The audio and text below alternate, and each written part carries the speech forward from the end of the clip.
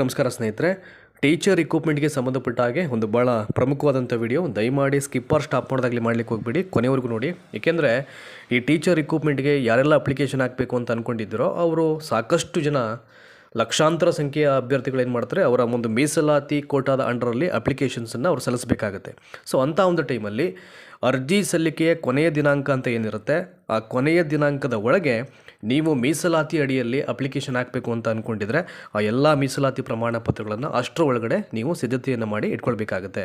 So ನಾವಿಲ್ಲಿ ಏನು ಮಾಡಿದ್ವಿ, ಒಂದು ಪೋಸ್ಟರ್ ಕ್ರಿಯೇಟ್ ಮಾಡಿದ್ವಿ, ನಿಮಗೆ ಅರ್ಥ ಆಗಲಿ, ಪ್ರೆಸೆಂಟೇಷನ್ ಚೆನ್ನಾಗಿರಲಿ ಅಂತ ಭಾವಿಸ್ಕೊಂಡು. ಅಂದರೆ ಅಲ್ಲಿ ಸುಮಾರು ಒಂದು 10 ರಿಂದ 15 ಭಾಳ ಪ್ರಮುಖವಾದಂಥ ದಾಖಲೆಗಳನ್ನು ನಾವಿಲ್ಲಿ ಪ್ರಿಪೇರ್ ಮಾಡಿದ್ದೀವಿ. ಅಂದರೆ ಇವೆಲ್ಲವೂ ಕೂಡ ಮುಖ್ಯವಾದ ದಾಖಲೆಗಳಾಗಿ ನಿಮಗೆ ಬೇಕಾಗುತ್ತೆ. ಅಪ್ಲಿಕೇಶನ್ ಹಾಕಿದ ನಂತರವೂ ಕೂಡ ಟಿಲ್ ವೆರಿಫಿಕೇಷನ್ ಟೈಮ್ ತನಕ ನಿಮಗೆ ಎಲ್ಲವೂ ಬೇಕಾಗುತ್ತೆ. ಇವೆಲ್ಲವೂ ಕೂಡ ಅದರಲ್ಲಿ ತುಂಬ ಜನರಿಗೆ ಒಂದಷ್ಟು ದಾಖಲೆಗಳು ಕಡಿಮೆ ಆಗುತ್ತೆ, ಇನ್ನೊಂದಷ್ಟು ಜನರಿಗೆ ದಾಖಲೆಗಳು ಅವೆಲ್ಲವೂ ಕೂಡ ಆ್ಯಡಪ್ ಆಗುತ್ತೆ. ಹಾಗಾಗಿ ನಾವು ಇಲ್ಲಿ ಹೇಳಿರುವಂಥದ್ದು, please keep all the following documents ready before the last date for submitting the application ಅಂತ ಇದೆ ಇಲ್ಲಿ. ಸೊ ಮೊದಲನೇದು ಬಂದು the very important authenticate document ಅಂದರೆ that is SSLC marks card. ನೋಡಿ, SSLC ಮಾರ್ಕ್ಸ್ ಕಾರ್ಡಲ್ಲಿ ಸೊ ಏನಾಗುತ್ತೆ ಅಂತಂದರೆ ಅಲ್ಲಿ ಎಲ್ಲ ವಿವರಗಳು ಇರುತ್ತೆ ನಿಮಗೆ. ಒಂದು ನಿಮ್ಮ ನೇಮು, ಡೇಟ್ ಆಫ್ ಬರ್ತು, ನಿಮ್ಮ ಪೇರೆಂಟ್ಸ್ ನೇಮು ಮತ್ತು ನಿಮ್ಮ ಎಕ್ಸಾಮಿನೇಷನ್ ನಂಬರ್ಸ್ ಇರುತ್ತೆ. ಇವನ್ನು SSLC ಮಾರ್ಕ್ಸ್ ಕಾರ್ಡು ಅಂತಕ್ಕಂಥದ್ದು ಎಲ್ಲ ವಿಭಾಗಕ್ಕೂ ಒಂದು ಮೂಲ ದಾಖಲೆ. ಅದು ಒಂದು ಕ್ಯಾಸ್ಟನ್ನು ಮೆನ್ಷನ್ ಮಾಡಬೇಕಾದ್ರೆ, ಸಬ್ ಕ್ಯಾಸ್ಟ್ ಮೆನ್ಷನ್ ಮಾಡಬೇಕಾದ್ರೆ ಎಲ್ಲವೂ ಕೂಡ ಅಲ್ಲಿ ಕ್ಲಿಯರ್ ಕಟ್ಟಾಗಿ ಮೆನ್ಷನ್ ಮಾಡ್ತಾರೆ. ಹಾಗಾಗಿ ಅದನ್ನು ಕಲೆಕ್ಟ್ ಮಾಡಿ ಇಟ್ಕೊಳ್ಳೋದನ್ನು. Next PUC marks card. The PUC marks card is also very important document. Next degree marks card. ನೋಡಿ, ಡಿಗ್ರಿ ಮಾರ್ಕ್ಸ್ ಕಾರ್ಡ್ ಅಂದ ತಕ್ಷಣ 3 ವರ್ಷಗಳ ಪದವಿಯಲ್ಲಿ ನಿಮಗೆ ಈಗ 1 ವರ್ಷ ಅಂದರೆ 2 ಸೆಮಿಸ್ಟರ್ ಬರುತ್ತೆ, 2 ಅಂಕಪಟ್ಟಿಗಳು. ಅಲ್ಲಿಗೆ 3 ವರ್ಷ ಅಂತಂದರೆ 6 ಅಂಕಪಟ್ಟಿಗಳ ಜೊತೆಗೆ ಒಂದು ಕಾನ್ವಿಕೇಷನ್ ಪ್ರಮಾಣ ಪತ್ರ. So 6 marks card and 1 convocation certificate ಅಥವಾ ಪಾಸಿಂಗ್ ಸರ್ಟಿಫಿಕೇಟ್ ಅಂತ ಇಶ್ಯೂ ಮಾಡ್ತಾರೆ. ತುಂಬ ಜನ ದಯಮಾಡಿ ಕಾನ್ವಿಕೇಷನ್ ಸರ್ಟಿಫಿಕೇಟು ಎಷ್ಟು ಒಂದು ಪ್ರಮುಖವಾದಂಥ ಒಂದು ಪಾತ್ರವನ್ನು ವಹಿಸುತ್ತೆ ಅಂತಂದರೆ, ನೀವು ಪದವಿಯನ್ನು ಮಾಡಿದ್ರ ಅಂತ ಎನ್ನಲಿಕ್ಕೆ ಒಂದು ಸತ್ಯಾಂಶವನ್ನು ಹೇಳ್ತಕ್ಕಂಥ ಒಂದು ಪ್ರಮಾಣ ಪತ್ರ ಅದು. It's A genuine come authenticate document ಅದು ಕಾನ್ವಿಕೇಷನ್ ಅಂತಕ್ಕಂಥದ್ದು. ದಯಮಾಡಿ ನಾನು ಮುಂಚೆನೇ ಹೇಳಿದ್ದೀನಿ ತುಂಬ ಜನರಿಗೆ, ಏನಾದರೂ ನೋಟಿಫಿಕೇಷನ್ ಆದಮೇಲೆ ಅಪ್ಲಿಕೇಶನ್ ಆಗ್ತಕ್ಕಂಥ ಒಂದು ಗೋಜಿಗೆ ಹೋಗ್ಬೇಡಿ. ನೀವೆಲ್ಲವೂ ಕೂಡ ಪದವಿಯನ್ನು ಮುಗಿಸ್ಕೊಂಡು ಕಾನ್ವಿಕೇಷನ್ ಸರ್ಟಿಫಿಕೇಟ್ ತಗೊಳ್ಳಿಲ್ಲ ಅಂತ ಕಂಡ ಪಕ್ಷದಲ್ಲಿ ಬೇಗನೆ ಅಪ್ಲಿಕೇಶನ್ ಹಾಕಿ ತರಿಸ್ಕೊಳ್ಳಿ, ಅದು ಬೈ ಪೋಸ್ಟಲ್ಲಿ ಬಂದ್ಬಿಡುತ್ತೆ ಅದು ಅಂತ ನಾನು ಹೇಳಿದ್ದೀನಿ. ತುಂಬ ಜನ ಅಪ್ಲೈ ಮಾಡಿ ಈಗಾಗಲೇ ತಗೊಂಡಿದ್ದಾರೆ. ನನಗೆ ಗೊತ್ತಿಲ್ಲ ಎಷ್ಟು ಜನರಿಗೆ ತಗೊಂಡಿದ್ದಾರೆ, ಏನು ಇನ್ನೂ ತಗೊಂಡೇ ಇಲ್ವಾ, ಅದು ನನಗೆ ಐಡಿಯಾ ಇಲ್ಲ. ಸೊ ಇನ್ ಕೇಸ್ ತಗೊಂಡಿಲ್ಲ ಅಂತಂದರೆ ದಯಮಾಡಿ ಫಸ್ಟು ಕಾನ್ವಿಕೇಷನ್ಗೆ ಇಮಿಡಿಯೇಟ್ ಅಪ್ಲೈ ಮಾಡಿ, ಇಮಿಡಿಯೇಟು ಬೇಗ ಬರೋ ಥರ ಮಾಡಿಬಿಡಿ ಅದನ್ನು ಯೂನಿವರ್ಸಿಟೀಸಿಂದ, ಆಯಿತಾ. ಇದು degree marks cards. Next D.Ed marks cards. So ಈಗ D.Ed ಮಾರ್ಕ್ಸ್ ಕಾರ್ಡ್ಸ್ ಕೂಡ ಅಷ್ಟೇ ನಿಮಗೆ, ಅದು depend upon course. Official transcript ಅಂದ್ಬಿಟ್ಟು ಒಂದಷ್ಟು ಈ ಪ್ರಮಾಣ ಪತ್ರವನ್ನು ಕೊಡ್ತಾರೆ and along with marks cards.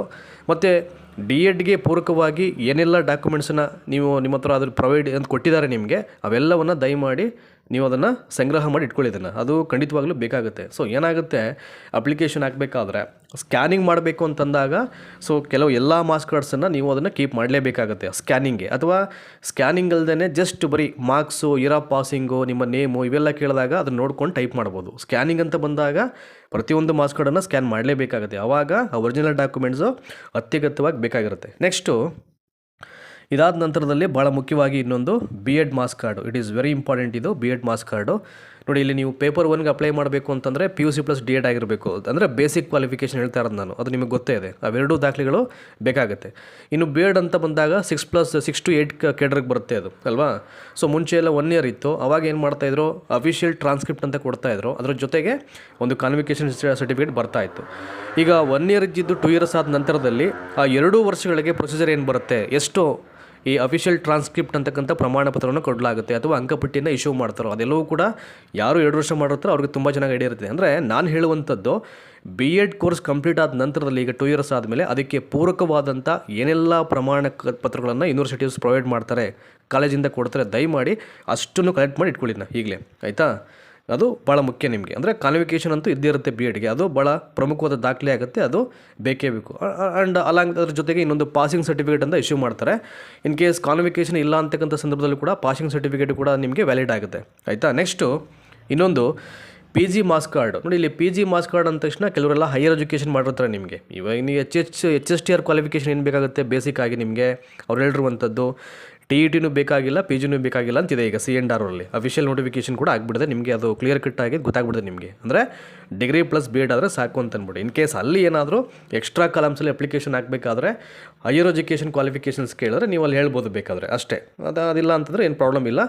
So in case P G marks card ಆದರೆ ಅದನ್ನು ಒಂದು ಸೆಟ್ಟು ಇಟ್ಕೊಂಡ್ರಿ, ಏನು ತೊಂದರೆ ಇಲ್ಲ.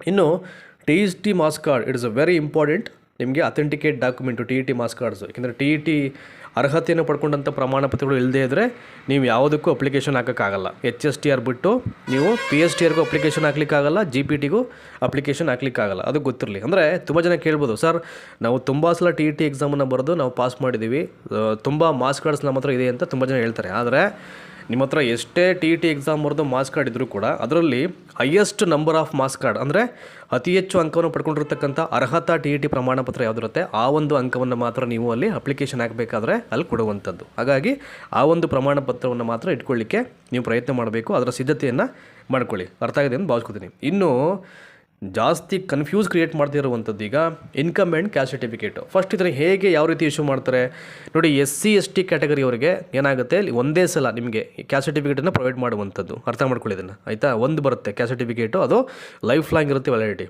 ಆಯಿತಾ. ಆದರೆ OBC ಮತ್ತು GM ಕ್ಯಾಟಗರೀಸ್ ಅಂತ ಏನು ಬರುತ್ತೆ ಅವ್ರಿಗೆ ಒಂದೇ ಫಾರ್ಮ್ಯಾಟಲ್ಲಿ ಇನ್ಕಮ್ ಆ್ಯಂಡ್ ಕ್ಯಾಸ್ಟ್ ಸರ್ಟಿಫಿಕೇಟ್ ಅಂತ ಎರಡು ಬರುತ್ತೆ. ಅರ್ಥ ಮಾಡ್ಕೊಳ್ಬೇಕು. SC ST ಅವರಿಗೆ ಸೊ ಈ ಕ್ಯಾಸ್ಟ್ ಸರ್ಟಿಫಿಕೇಟನ್ನು ಒಂದು ಸಲ ಇಶ್ಯೂ ಮಾಡ್ತಾರೆ, ಅದನ್ನು ಅದು ಲೈಫ್ ಲಾಂಗ್ ಇರುತ್ತೆ ವ್ಯಾಲಿಡಿಟಿ. ಆದರೆ GM ಮತ್ತು OBC ಅವರಿಗೆ ಒಂದೇ ಫಾರ್ಮ್ಯಾಟಲ್ಲಿ ಇನ್ಕಮ್ ಮತ್ತು ಕ್ಯಾಸ್ಟ್ ಸರ್ಟಿಫಿಕೇಟ್ ಬರುತ್ತೆ ಇಲ್ಲಿ. ಸೊ ಈಗೇನಾಗಿದೆ ಇಲ್ಲಿ ಟೀಚರ್ ರಿಕ್ರೂಟ್ಮೆಂಟಲ್ಲಿ ಅಫಿಷಿಯಲ್ ನೋಟಿಫಿಕೇಷನಲ್ಲಿ ಉದ್ಯೋಗಕ್ಕಾಗಿ ಪಡ್ಕೊಂಡಂಥ ಈ ಮೀಸಲಾತಿ ಪ್ರಮಾಣ ಪತ್ರಗಳು ಅಂದರೆ ಜಾತಿ ಮತ್ತು ಆದಾಯ ಪ್ರಮಾಣ ಪತ್ರಗಳನ್ನು ಮಾತ್ರ ನಾವು ಪರಿಗಣಿಸ್ತೀವಿ, ಬೇರೆ ಯಾವುದನ್ನು ಕೂಡ ಕನ್ಸಿಡರ್ ಮಾಡಲ್ಲ ಅಂತ ಹೇಳಿದ್ದಾರೆ ಇಲ್ಲಿ, ಆಯಿತಾ. ಸೊ ನಾನು ಇದ್ರ ಬಗ್ಗೆನೇ ಸಾಕಷ್ಟು ವಿಡಿಯೋ ಮಾಡಿದ್ದೆ. ಕರ್ನಾಟಕ ಎಕ್ಸಾಮಿನೇಷನ್ ಅಥಾರಿಟಿ ಅಂಡರಲ್ಲಿ ಕಾಲ್ಫರ್ ಆಗಿದ್ದಂಥ ಕೆಲವೊಂದು ನೋಟಿಫಿಕೇಷನ್ ಕೂಡ ಇದನ್ನು ಮೆನ್ಷನ್ ಮಾಡಿದರು. ತುಂಬ ಜನ ಏನು ಸರ್ ನೀವು ಡೈವರ್ಟ್ ಮಾಡ್ತಾಯಿದ್ದೀರಾ, ಕನ್ಫ್ಯೂಸ್ ಮಾಡ್ತಾಯಿದ್ದೀರಾ ಹಾಗೆ ಹೀಗೆ ಅಂತ ಹೇಳಿದ್ರು. ಈಗ ನೋಡಿ ಇದರಲ್ಲೂ ಬಿಟ್ಟಿದ್ದಾರೆ. ಈಗ ಯಾರು ಕನ್ಫ್ಯೂಸ್ ಮಾಡ್ತಾ ಇರುವಂಥದ್ದು, ಯಾರು ಕ್ಲಾರಿಟಿಯನ್ನು ಕೊಡಬೇಕು ಇದಕ್ಕೆ, ಇಲಾಖೆಯವರು ಕೊಡಬೇಕು. ಇಲಾಖೆಯವರೇ ಅಫಿಷಿಯಲ್ ನೋಟಿಫಿಕೇಷನಲ್ಲಿ ಇದನ್ನು ಮೆನ್ಷನ್ ಮಾಡಿದಾಗ so they will be the responsible. So ಅವರು ಇಲ್ಲಿ ಜವಾಬ್ದಾರಿಯಾಗಿರ್ತಾರೆ, ಆಯಿತಾ. ಹಾಗಾಗಿ ಏನು ತೊಂದರೆ ಇಲ್ಲ. ಒಂದು ಸಲ ಕನ್ಫರ್ಮ್ ಮಾಡ್ಕೊಳ್ಳಿ ನೀವು ಇನ್ಕಮ್ ಸರ್ಟಿಫಿಕೇಟ್ನ ಅಪ್ಲೈ ಮಾಡಬೇಕಾದ್ರೆ ಯಾವ ಪರ್ಪಸ್ಗೋಸ್ಕರ ಅದು ಅಪ್ಲಿಕೇಶನ್ ಹಾಕಿದ್ರಾ ಅಂತ ಒಂದು ಸಲ ಕನ್ಫರ್ಮ್ ಮಾಡ್ಕೊಳ್ಳಿ. ಇಲ್ಲ ಇನ್ನೊಂದು ಸಲ ಹೊಸ್ದಾಗಿ ಮಾಡಿಸ್ತೀವಿ ಅಂತಂದರೆ ನೀವು ಮಾಡಿಸ್ಕೊಳ್ಬೋದು ಬೇಕಾದರೆ, ಆಯಿತಾ. ಸೊ 21 ಡೇಸ್ ಇದೆ ಆ್ಯಸ್ ಪರ್ ಗೌರ್ನಮೆಂಟ್ ಪ್ರಕಾರವಾಗಿ. ನನ್ನ ಪ್ರಕಾರ ಒಂದು 12ರಿಂದ 13 ದಿನಕ್ಕೆ ಬಂದ್ಬಿಡುತ್ತೆ ಅದು ಬೇಗ. ಅಂದರೆ ನೀವು ಹಳೆಯ ಒಂದು ಪ್ರಮಾಣ ಪತ್ರವನ್ನು ಡಿಲಿಟೇಷನ್ ಮಾಡಿಸಿ ಮತ್ತೆ ಹೊಸದಾಗಿ ಅಪ್ಲೈ ಮಾಡಬೇಕು. ಇಲ್ಲ ಅಂತಂದರೆ ಹಳೆಯ RD ನಂಬರೇ ಅದು ಕಂಟಿನ್ಯೂ ಆಗಿಬಿಡುತ್ತೆ. ಹೊಸ RD ನಂಬರ್ ಬೇಕು ಅಂತಂದಾಗ ಏನಾಗುತ್ತೆ, ಹಳೆಯ ಪ್ರಮಾಣ ಪತ್ರವನ್ನು ಮೊದಲು ಡಿಲೀಟ್ ಮಾಡಿಸಿ ಅದಕ್ಕೆ ಅಪ್ಲೈ ಮಾಡಿ ಇಮಿಡಿಯೇಟು ನೀವು ಅವತ್ತೇ ಏನು ಮಾಡಬೇಕು, ಹೊಸ ಇನ್ಕಮ್ ಆ್ಯಂಡ್ ಕ್ಯಾಸ್ಟ್ಗೆ ಅಪ್ಲಿಕೇಶನ್ ಹಾಕಬೇಕಾಗತ್ತೆ. ಸೊ SC ST ಅವರು ತೊಂದರೆ ಇಲ್ಲ, ಅದು ಒಂದೇ ಸಲ ಬರುತ್ತೆ ಪ್ರಮಾಣ ಪತ್ರ. ಇನ್ನು ಉಳಿದವರು ನೀವು ಹಾಕಲೇಬೇಕು ಅಂತಂದರೆ ಅದನ್ನು ಹಾಕಬೇಕಾಗತ್ತೆ.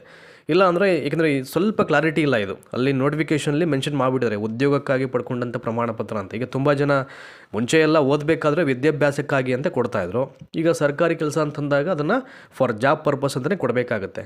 ಅದು ನೋಡಬೇಕು, ಅದನ್ನು ಇನ್ನೊಂದು ಸಲ ಮಾಹಿತಿನ ತೊಗೊಂಡು ಅದನ್ನು ಹೇಳೋ ಪ್ರಯತ್ನ ಮಾಡ್ತೀನಿ. ಸದ್ಯಕ್ಕೆ for the purpose of job ಇದ್ದರೆ ಮಾತ್ರ, ಗಾಡ್ ಪರ್ಪಸ್ಗೆ ಮಾತ್ರ ಜಾಬ್ ಇದ್ದರೆ ಮಾತ್ರ ಅದಕ್ಕೋಸ್ಕರ ನಾವು ಕನ್ಸಿಡರ್ ಮಾಡ್ತೀವಿ ಅಂತ ಹೇಳಿಬಿಟ್ಟಿದ್ದಾರೆ. ಈಗ ಅದು ನೋಡೋಣ, ನಾನು ನೆಕ್ಸ್ಟ್ ಹೇಳ್ತೀನಿ ಇನ್ನೊಂದಷ್ಟು ಮಾಹಿತಿಯನ್ನು ಕಲೆ ಹಾಕ್ಕೊಂಡು. ನೆಕ್ಸ್ಟ್ ಈಗ ಇಲ್ಲಿ 9ನೇದು ಕನ್ನಡ ಮಾಧ್ಯಮ ಪ್ರಮಾಣ ಪತ್ರ. ಅದೇ ಮೀಸಲಾತಿಯನ್ನು ಕೋರಿ ಅಪ್ಲಿಕೇಶನ್ ಆಗ್ತಕ್ಕಂಥವ್ರು ಇವೆರಡೂ ಪ್ರಮಾಣ ಪತ್ರವನ್ನು ಭಾಳ ಮುಖ್ಯವಾಗಿ ಮಾಡಿಸಿರಬೇಕು. ಕನ್ನಡ ಮಾಧ್ಯಮ ಪ್ರಮಾಣ ಪತ್ರ ಮತ್ತು ಗ್ರಾಮೀಣ ಅಭ್ಯರ್ಥಿ ಪ್ರಮಾಣ ಪತ್ರ ಅಂತ ಅಂದ್ಬಿಟ್ಟು.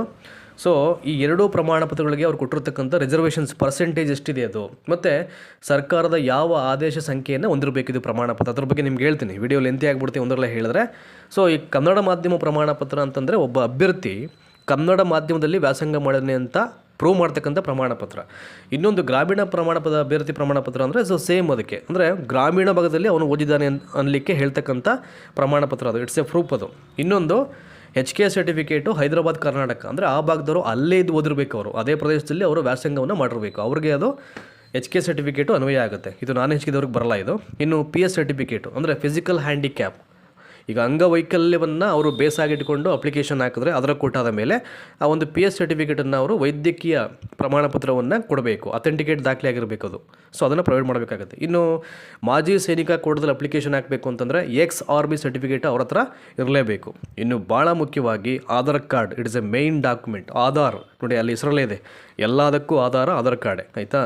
ಸೊ ನೀವು ಅಪ್ಲಿಕೇಶನ್ ಹಾಕಬೇಕಾದ್ರೆ ಮೊದಲು ನಿಮ್ಮ ಆಧಾರ್ ಕಾರ್ಡ್ ನಂಬರ್ನ ಕೇಳ್ತಾರೆ. ಸಮ್ಟೈಮ್ಸ್ ಮೊಬೈಲ್ ನಂಬರ್ ಮತ್ತು ಜಿಮೇಲ್ ID ಕೇಳ್ಬೋದು, ಅಥವಾ ಇನ್ನೊಂದು ಸಲ ಆಧಾರ್ ಕಾರ್ಡ್ ಕೊಟ್ಬಿಟ್ಟು ಮೊಬೈಲ್ ನಂಬರ್ ಕೊಟ್ಬಿಟ್ಟು ನಿಮಗೆ OTP ಬಂದಾಗ ಮೊದಲು ಅದನ್ನು ಲಾಗಿನ್ ಮಾಡ್ಕೊಂಡು ನಂತರದಲ್ಲಿ ನಿಮಗೆ ಅಪ್ಲಿಕೇಶನ್ ವಿಂಡೋ ಓಪನ್ ಆಗುತ್ತೆ, ಅವೆಲ್ಲ ಪ್ರೊಸೀಜರ್ ಬರುತ್ತೆ. ಹಾಗಾಗಿ Aadhaar card it is very important, ಅದನ್ನು ನೀವು ಇಟ್ಕೊಳ್ಳಿ. ಇನ್ನು ಜಿಮೇಲ್ ID, ಈಗಲೂ ಕೂಡ ತುಂಬ ಜನ ಮೇಲ್ ID ಕ್ರಿಯೇಟ್ ಮಾಡಿಲ್ಲ ಅಂತಂದರೆ ಒಂದು ಮೇಲ್ IDಯನ್ನು ಕ್ರಿಯೇಟ್ ಮಾಡ್ಕೊಳ್ಳಿ. ಮೇಲ್ ID ಅಂತೂ ನಿಮಗೆ ಬೇಕೇ ಬೇಕು. ನಿಮ್ಮ ಅಪ್ಲಿಕೇಶನ್ ಸಕ್ಸಸ್ಫುಲ್ ಆದಾಗ ನಿಮ್ಮ ಜಿಮೇಲ್ಗೆ ಮೆಸೇಜ್ ಬರುತ್ತೆ, ಅಥವಾ OTP ಪರ್ಪಸ್ ಇದ್ದಾಗ ನಿಮ್ಮ ಜಿಮೇಲ್ IDಗೆ ಮೆಸೇಜ್ ಬರುತ್ತೆ, ಅಥವಾ ಕಾಲಕ್ಕೆ ಶಿಕ್ಷಕರ ನೇಮಕಾತಿಗೆ ಅಪ್ಲಿಕೇಶನ್ ಹಾಕಿದ ನಂತರದಲ್ಲಿ ಇಲಾಖೆಯಿಂದ ಏನಾದರೂ ಇನ್ಫಾರ್ಮೇಷನ್ ಪ್ರೊವೈಡ್ ಮಾಡಬೇಕಾದ್ರೂ ಸಮ್ಟೈಮ್ಸು ನಿಮ್ಮ ಮೇಲ್ IDಗೆ ಒಂದು ಮೆಸೇಜನ್ನು ಅವರು ಫಾರ್ವರ್ಡ್ ಮಾಡ್ತಾ ಇರ್ತಾರೆ. ಇದೆಲ್ಲ ಅದಕ್ಕೂ ಮೇಲ್ ID ಅಂತಕ್ಕಂಥದ್ದು ತುಂಬ ಬಹುಮುಖ್ಯವಾದ ಪಾತ್ರವನ್ನು ವಹಿಸುತ್ತೆ.